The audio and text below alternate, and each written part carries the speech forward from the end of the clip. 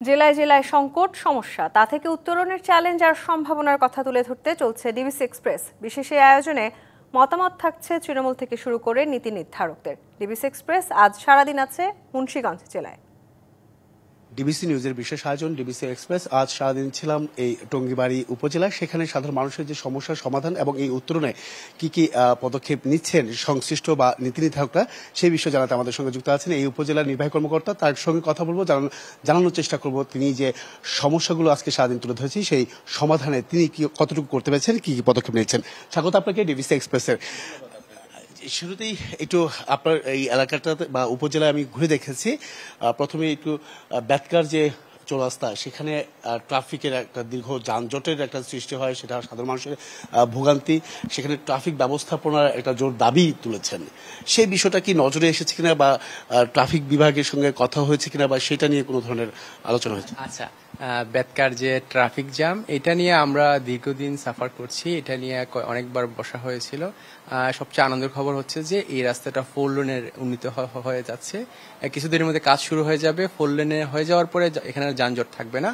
আর এখন আমরা এখানে একজন ট্রাফিক পুলিশ রয়েছেন এবং আমরা বাজার কমিটির সাথে কথা বলেছি। তারা অন্তত 4 জন লাইনম্যান যদি এখানে নিয়োগ করেন তাহলে এই যানজটটা আমরা নিরসন করতে পারবো বলে আশা করি। নদীর যে বেড়িবাঁধ রয়েছে, সেই বেড়িবাঁধ একেবারেই কাজের ধীরগতি।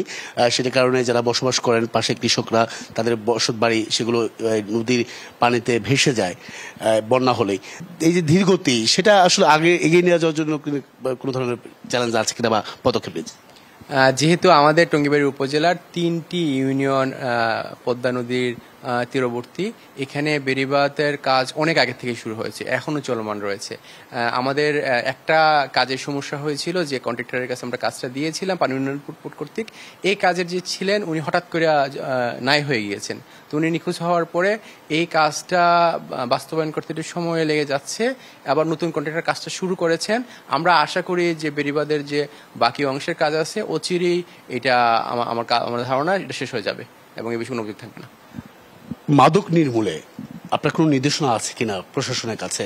কতটুকু গুরুত্ব দিয়ে অভিযান চালাচ্ছেন বা কাজ করছেন?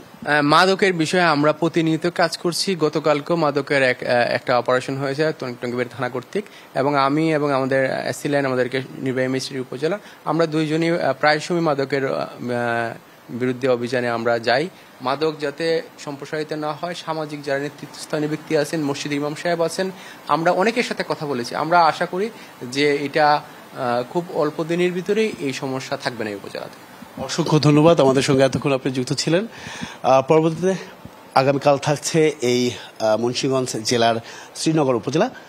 সেখানে তুলে ধরার চেষ্টা করব সাধারণ মানুষের সমস্যার সম্ভাবনা এবং এই সমস্যার সমাধানে উত্তরণের নীতি নির্ধারকরা কি ভাবছেন, কি বলছেন সেসব বিষয়। সঙ্গে থাকুন ডিবিসি এক্সপ্রেসের।